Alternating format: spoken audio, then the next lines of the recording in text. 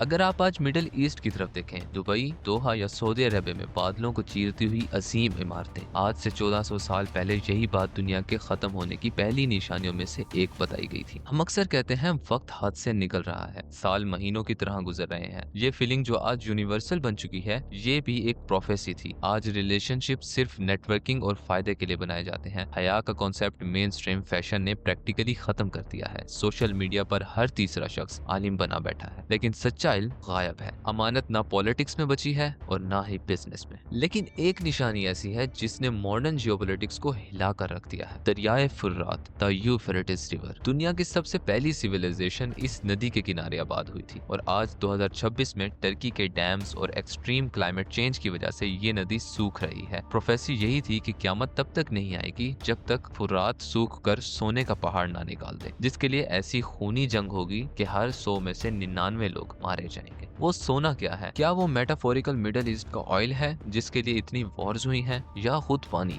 ये हम नहीं जानते, लेकिन इराक और सीरिया में इस खित्ते के रिसोर्सेज के लिए जो खून बहा है, वो इस एंसेंट वार्निंग को खौफनाक तौर पर रियल बनाता है। और इन सब के बीच स्टेज सेट हो रहा है सबसे बड़े फितने, द ग्रेट डिसीवर, दज्जाल का। रसूलुल्लाह सल्लल्लाहु अलैहि वसल्लम ने फरमाया, आदम के जमाने से क़यामत तक दज्जाल से बड़ा कोई फितना नहीं। एक ऐसी पावर जो लोगों को सच को झूठ और झूठ को सच दिखाएगी। वो आग को जन्नत और जन्नत को आग बनाकर पेश करेगा। जरा इसको आज की रियलिटी से जोड़िए। डूम्सडे क्लॉक के साइंटिस्ट ने जिस इंफॉर्मेशन आर्मेगेडोन का जिक्र किया था, वो यही तो है। Deep fakes, AI generated realities, algorithm जो हमारी सोच को कंट्रोल कर रहे हैं। हम ये नहीं कह रहे कि एआई दज्जाल है, लेकिन ये टेक्नोलॉजी बिल्कुल उस जैसी दुनिया क्रिएट कर रही है। एक ऐसी दुनिया जहां सच और झूठ की लकीर पूरी तरह मिटा दी गई है, और इसके बाद किसी तस्बीह के टूटे हुए दानों की तरह एक के बाद एक बड़ी बड़ी निशानियों की तरतीब शुरू हो जाएगी। ये सब सुनकर एक अजीब सी खामोशी छा जाती है। हमें पता है कि हम तबाही के किनारे पर हैं, फिर भी हम रुकते क्यों नहीं हैं? खासकर रमजान के महीने में मेरे जहन में एक सवाल बार बार आता है। हमारा अकीदा है कि रमजान में शैतान कैद हो जाता है, वो जंजीरों में होता है और गुमराह नहीं कर सकता। तो फिर ये वॉर्स, ये झगड़े, ये नफरत, ये कत्ल और खून, फलस्तीन, स्वीडन,